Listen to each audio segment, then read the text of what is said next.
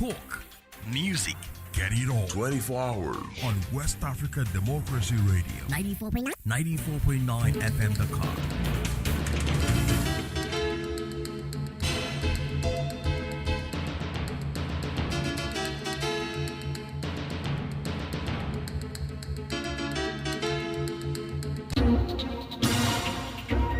WADR, promoting dialogue.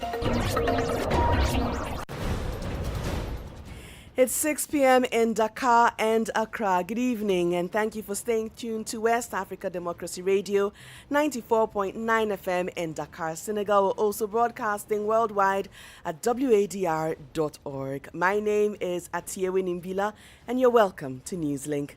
Let's start with the headline stories. Members of Parliament in Senegal adopt major electoral reforms for future elections.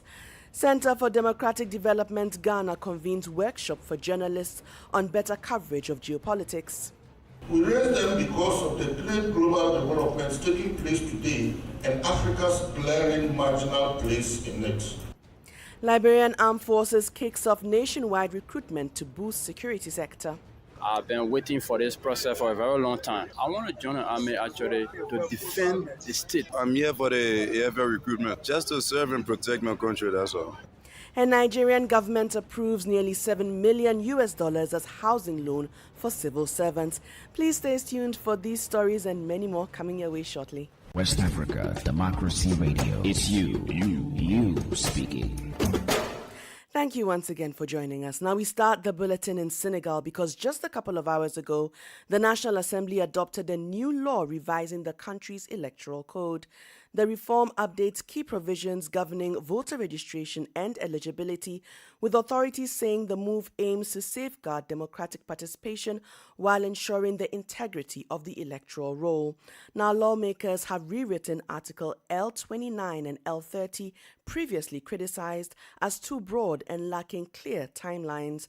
Now, the rationale, the Assembly warned that earlier rules on ineligibility could be misused and unduly restrict citizens' rights. The new law, however, introduces a clearer, more targeted and balanced framework. Under the revised L29, exclusion from voter lists will now apply only to strictly defined cases. We'll bring you more details on this story in our subsequent bulletins. We, however, do remain in Senegal because the Supreme Court of Senegal has ordered the provisional release of Mahamadou Ngom. Now, the lawmaker and close ally of former President Macky Sall is set to regain his freedom after more than a year in detention. He's being prosecuted in a case involving alleged money laundering. For more, here is Sankule Janko. After 1 year and 2 months in detention, Farba Ngom, an MP and close ally of former President Macky Sall, is expected to leave prison in the coming hours. The Supreme Court upheld an earlier ruling by the Dakar Court of Appeal, which had granted him provisional release in January, a decision initially challenged by prosecutors, leading to his continued detention. That ruling has now been overturned in his favor. Arrested in February 2025, Farba Ngom faces allegations including money laundering, fraud involving public funds, and criminal association. The case stems from suspected financial transactions estimated at 120 billion CFA francs, flagged by Senegal's Financial Intelligence Unit. His lawyers had repeatedly called for his release on medical grounds. Sankule Janko with those details. In Togo, political actors are now taking stock of governance 2 years after the country shifted from a presidential to a parliamentary system. The debate over the new political order remains intense, continuing to divide social-political stakeholders across the country. Imo Edehat has the details. 2 years after Togo shifted from a presidential to a parliamentary system, divisions remain deep among socio-political actors. Haluru Maman, a lecturer in history at the University of Lomé, shares his perspective. In theory, a parliamentary system is often seen as more conducive to democratic quality, so its introduction in Togo can be viewed as strengthening democracy. Even if the process is still evolving, the shift opens up important prospects, enhancing the role of the National Assembly, deepening political debate, and fostering greater accountability among leaders.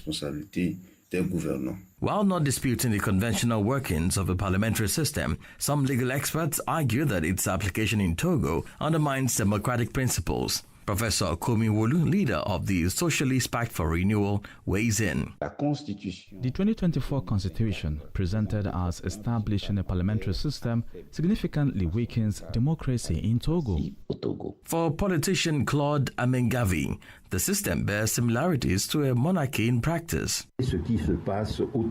What is happening in Togo resembles more a form of monarchy disguised behind the facade of a so-called parliamentary system, which in reality is not. Drawing from India's parliamentary experience after a study visit, Kosivi Wara, mayor of Danyi 1 and member of parliament, argues that the issue lies less with the system itself and more with how it is implemented. From what I learned in India, I can say that if this system were practiced in Togo the way it is in India, it could help advance democracy. The parliamentary system continues to fuel national debate in Togo, with political actors still far from consensus. And that report was filed by WADR's Lome correspondent Ida Bajo and voiced by Imo Edit. More stories coming up on West Africa Democracy Radio. Newslink continues. Let's now go to Ghana, where journalists and media experts from across West Africa are in Accra for a regional training focused on improving coverage of foreign influence and geopolitics. The two-day workshop organized by the Center for Democratic Development Ghana aims to equip participants with the skills and networks needed for more accurate, in-depth reporting. In his keynote address, a former executive director of the Media Foundation for West Africa, Professor Kwame Kakari, stressed the media's watchdog role, noting that coverage of geopolitical issues in the region remains uneven due to gaps in expertise and analytical tools. We raise them because of the great global developments taking place today and Africa's glaring marginal place in it. What is even more critical is that much of these developments pose serious questions for the existential interests of African people, and our media, in their strategic functions as institutions of public information and education, ought to be awakened to their responsibilities. The call on African media to step up their commitment to Africa's survival and progress is made with urgency because all around us, Africa seems stunned into inexplicable silence, lethargy, and aloofness in the midst of critical developments that call for active and bold responses. In our countries, civil society remains feeble and disorganized as governments claw back with impunity the democratic and human rights gains won from decades of struggle. In this generalized condition of seeming helplessness, Africa is confronted by perhaps the most critical of all the potential sources of threats to its peace, stability, and sovereignty. You heard there Professor Kwame Kakari. He's the former executive director of the Media Foundation for West Africa. We're remaining in Ghana. Some unfortunate news because security has been reinforced in the Upper East region after a military escorted convoy carrying civilians along the volatile Boku-Bolgatanga route came under heavy, deadly attack. Now, the incident which occurred at Binduri left 3 civilians dead and several others injured, raising fresh concerns over the security in the troubled Boku enclave. Nadede Tete has the details. The Ghana Armed Forces say the incident occurred on Monday, April 27 at Binduri in the Upper East region when unknown gunmen opened fire on a convoy transporting about 140 civilians from Boku to Bolgatanga. The convoy, moving along a known flashpoint, was reportedly attacked multiple times, resulting in casualties among those escorted. The military mounted a swift response, repelling the attackers and killing 7 of them in the process. In a follow-up operation, security personnel recovered a G3 rifle, ammunition, and other items from one of the fleeing suspects. 10 suspects have been arrested and are assisting with investigations. The Ghana Armed Forces has cautioned the public against interfering with ongoing operations as efforts continue to stabilize the area. The latest incident highlights the volatile security situation in part of the Upper East region, particularly around the Boku enclave, where there are tensions despite ongoing interventions. For WDR, Nadidi Teti, Accra. In Mali, commercial and administrative activities are gradually resuming across cities and regions hit by Saturday's coordinated terrorist attacks.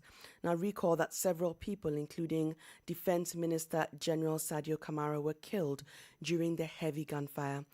As the 2-day mourning period ends tonight, residents in Bamako and beyond are navigating the fragile mix of fear and resilience after the weekend's violence. Augustine Colley reports. After the coordinated terrorist attacks on Saturday, which claimed the life of Defense Minister Sadio Kamara, emotions remain high in Bamako. Personally, I see it as a deep betrayal and serious negligence that has cost our nation dearly.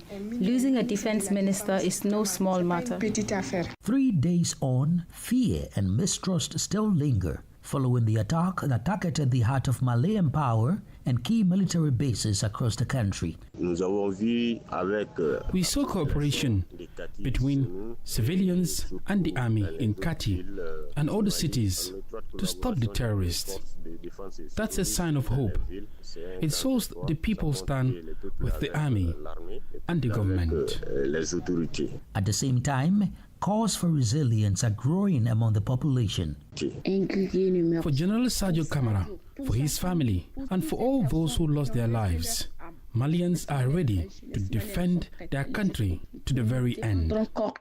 While daily life is gradually returning to normal in Bamako, as well as Sivari and Gao, the security situation remains fragile in Kidal, currently under the control of the Azawad Liberation Front, which continues to push for independence in the north. Augustine Colley with that report by Makan Fofana from WADR's partner radio in Bamako. Meanwhile, former Ivorian President Laurent Gbagbo has strongly condemned the recent attacks in Mali.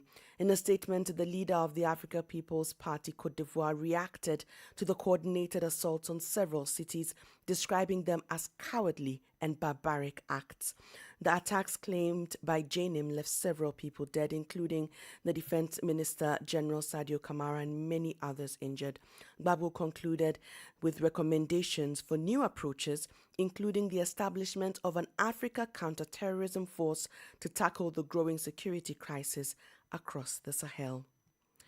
Let's now move to Liberia. The armed forces in the country has launched a nationwide recruitment drive aimed to enlist at least 600 new personnel by June 27.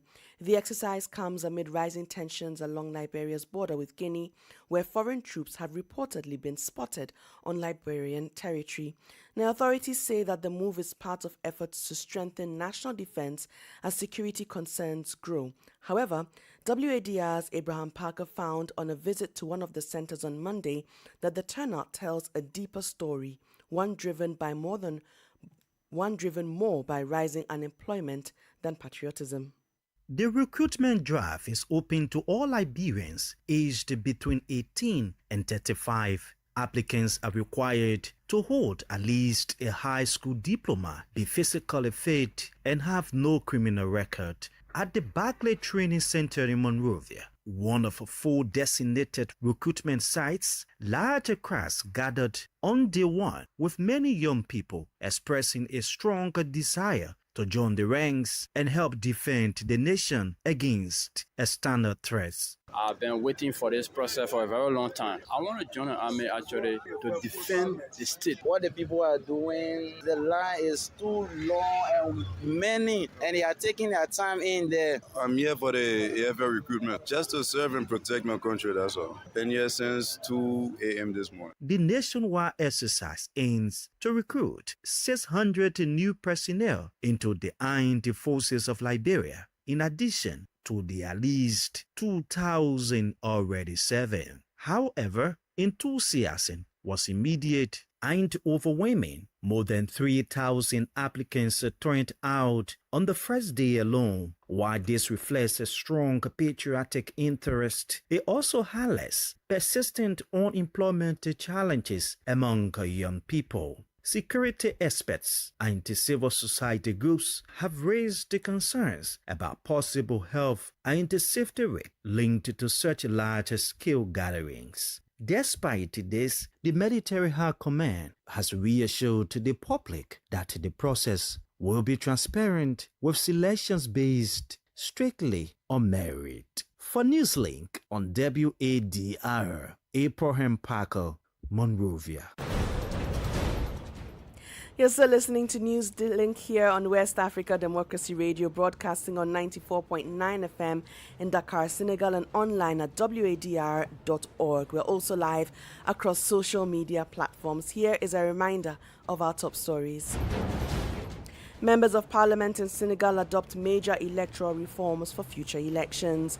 Also, the Center for Democratic Development Ghana convenes workshop for journalists on better coverage of geopolitics. And Liberian Armed Forces kicked off nationwide recruitment exercise to boost security sector. We still have other stories in the news, including Nigeria's government, which has approved nearly $7 million as housing loan for civil servants. We also have guest interview and sports news. Do stay with us. Fresh and breaking news all the time. Hear it first as the news breaks, only on West Africa Democracy Radio. Newslink continues. Let's now go to the Gambia. 4-day training for the second batch of the Gambia Immigration Female Network, known as GIFNet, is underway in Banjul. The program focuses on gender, human rights, human trafficking, and migrant smuggling as part of efforts to strengthen capacity and improve protection of vulnerable groups. Nearly 50 female officers from across the Gambia are taking part, with a strong emphasis on gender-sensitive approaches to migration management. WADR's San Donald Mendy has more. The department say the training forms part of broader efforts to align with international human rights standards and improve frontline responses to increasingly complex migration challenges.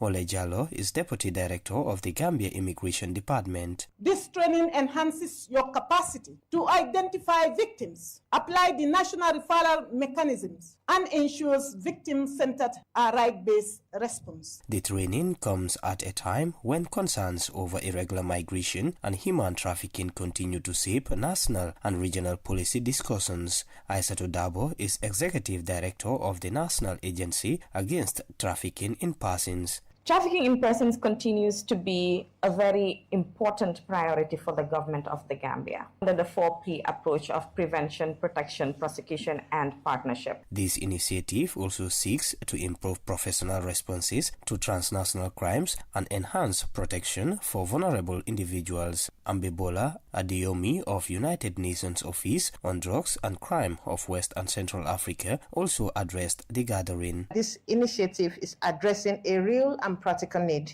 It reflects the value of investing in partnership, coordination, and the capacities of frontline officers. Trafficking in person and migrant smuggling still remain persistent challenges in the Gambia. The 4-day program is expected to provide pathways in strengthening collaboration and sustaining capacity building efforts within the department. For Newslink on West Africa Democracy Radio, I am Sangdana Mendy, reporting from Banjul. From Banjul, we go to Nigeria. The federal government has approved the 10 billion naira housing loan scheme for civil servants as part of efforts to improve workers' welfare and expand access to home ownership. The initiative comes at a time when Nigeria continues to face a major housing shortage, with approximately 100 million people living in inadequate conditions. Correspondent Yechenu Sasetu reports. So that's it.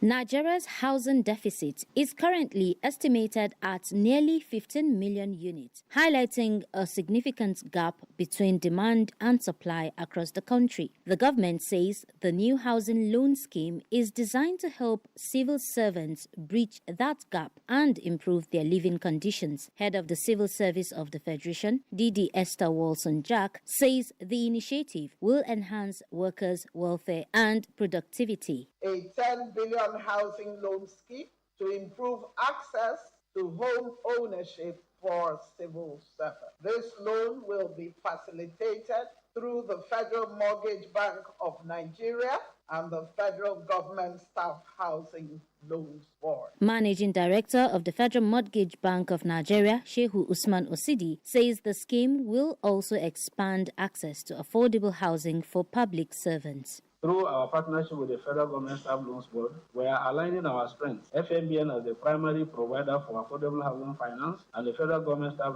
Housing Loans Board as a key interface with federal civil servants to ensure that access to housing loans becomes simpler, faster, and more responsive to the realities of our civil servants. Officials say beyond improving welfare, the initiative is expected to contribute to reducing the housing deficit and strengthening the mortgage system in Nigeria. Experts, however, note that bridging the gap will require sustained investment, policy reforms, and increased private sector participation. For WADR, Yechenu Sasetu in Abuja. Let's shift focus. Ministers of Aviation from Mali, Burkina Faso, and Niger have announced the creation of an AES joint airline. This was announced at the conclusion of the third Civil Aviation Day conference held in Niamey on April 23rd and 22nd, 2026. The project is already generating strong expectations among citizens. Christopher Aticho tells us more. For millions of people across the Alliance of Sahel states, a proposed joint airline could soon make travel easier between Mali, Burkina Faso, and Niger. The announcement comes as road travel becomes increasingly difficult due to ongoing security challenges in the three countries. In Niamey, many are already looking ahead. Baokesa is calling for high-quality service capable of competing with major international airlines. When it comes to priority services, we can talk about preferential fares for countries within the AES. We all know that with average incomes, not everyone can afford air travel. So if ticket prices for citizens of these countries are adjusted, and if goods transport, especially agricultural products, is made more secure, along with the service quality that truly meets expectations, that would be a major step forward. But turning the vision into reality will require significant financial investments. Economist Abube Mahaman Lawan says pooling resources will be key to making the project viable. To implement such a project, resource pooling is absolutely essential across all areas, human, material, and technological. The aviation sector is highly demanding. Automation could be a key driver in boosting the industry within the AES. This is crucial given the many challenges, including high energy and transport costs. Even in developed countries, major airlines often have to pool resources or share markets because operating costs in air transport are extremely high. Following the Niamey meeting that validated the plan, the leaders of the three countries now face the challenge of transforming the agreement into a functioning airline in Sahelian skies. A report from our Niamey correspondent Yakuba Habibulaye, presented by Christopher Ticho. Politics, analysis on major news, social matters, and all.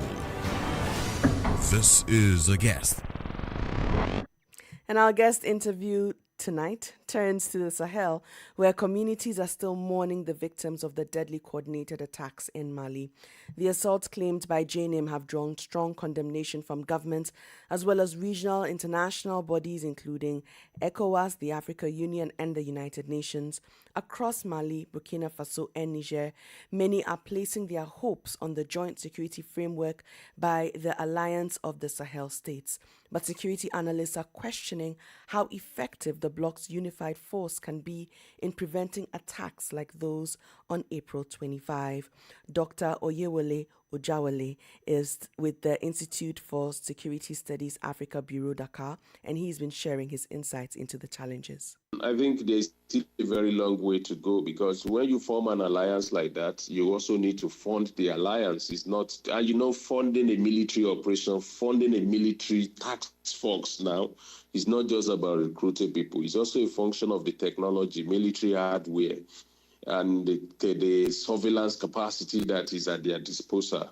Yes, it's a commendable effort, but I think it still has a very long way to go, because there's a need for significant input. And that is the reason why I was talking about the fact that there's a need for cross-border cooperation on intelligence, fusion and sharing, on hardware, armament supply, which are really manufactured in Africa. So you cannot be talking to Russia alone.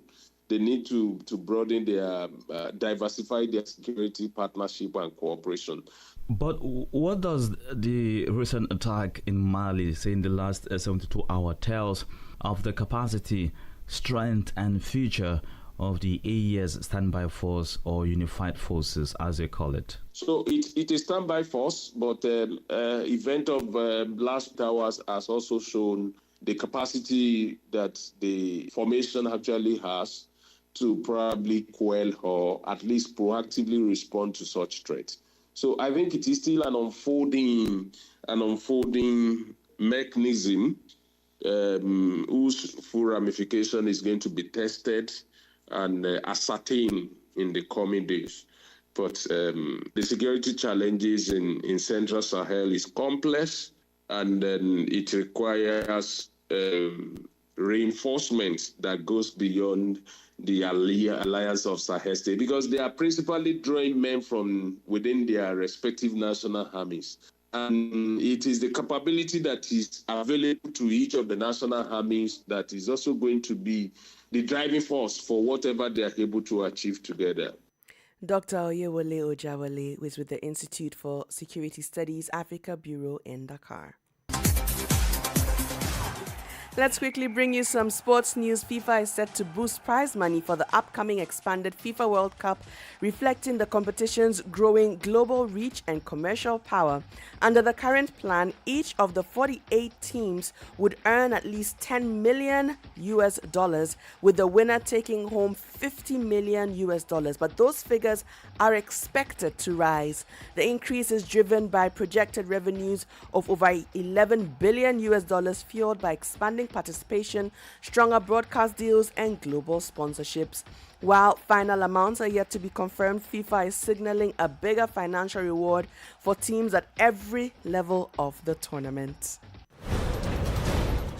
And we have come to the end of this edition of Newslink on West Africa Democracy Radio, broadcasting from Dakar, Senegal. Thanks for listening. Many thanks to Mustafa Sek and Maudo Ju for the technical assistance. Do interact with us via social media platforms, X, Instagram, Facebook. We're also online, and you can join us at WADR English. I am Atiyewin Mvila. Thanks very much once again for listening, and have a good evening. We thank you for listening to Newslink in Nigeria on Love FM Abuja and Darling FM Owerri. In the Gambia on Hot FM Banjul, Hilltop FM and Veritas Radio in Serekunda. Thank you for listening on Alternative Youth Radio Lofa County, Liberia, Radio Kegaman in Nimba County, and DCN Radio Riverses County. A big thank you to Radio Baft FM in Sierra Leone for listening, and in Ghana we thank Radio Pad in Damango and Royals FM in Wenchi. Thank you all for listening to Newslink.